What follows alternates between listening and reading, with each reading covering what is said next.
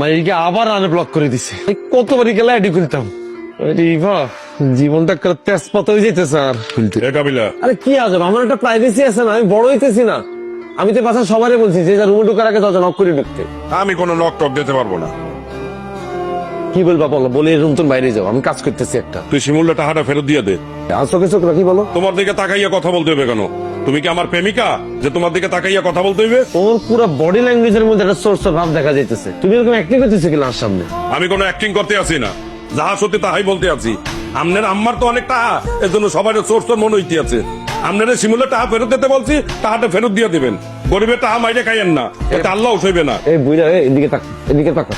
পেন্সিলটাতে ভুটোটা একদম ফুটা করে দিও। শিমুলটার মতো হলা তোর একটা বুঝ দিছে, তুই বুঝতে যে আরে বুঝাতে এসছিস কেন? তোর তো উচিত ছিল শিমুলটা কয়ে রে টাকাটা তুই কই থেকে পাইলি? তোর তো উচিত ছিল শিমুলের শাসনটা করা, নাকি টেয়ার বাগলো বেহিকাত তোর শতাঙ্গ নায়িকার বয়স হয়েছে আনবো, কিন্তু সম্মান হলো বিবেক হইলো কোনো। যা বাইরে তুই এটাও। ওই মিয়া আপনারা না ওভার অ্যাক্টিং করে পেলাম মানা করছি। আপনি ওভার অ্যাক্টিং করে তো ধরা ঢাকাইছেন।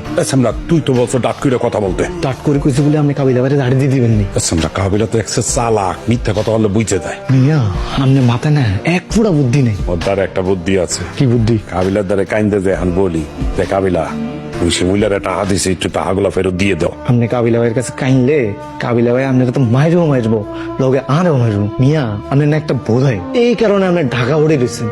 মানে মিয়া কোনোদিন বিদেশে যেতে নিতেন না, বিদেশ যাইতে তো হাইতেন নয়, আপনি কোনোদিন বিয়ে হইতো না।